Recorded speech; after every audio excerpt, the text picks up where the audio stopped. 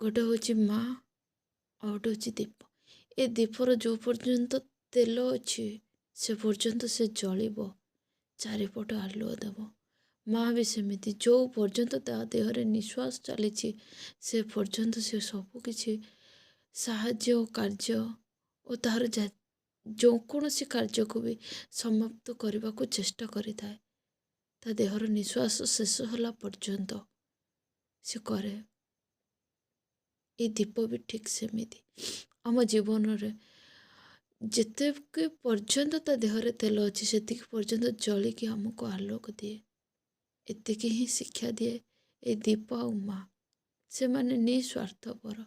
ଝଡ଼ି ଝଞ୍ଜା ଯେତେ ବି ଦୁଃଖ ଆସୁନା ସେମାନେ ସହନ୍ତି, ତା ବାଦେ ବି ଆଲୋକ ଦିଅନ୍ତି।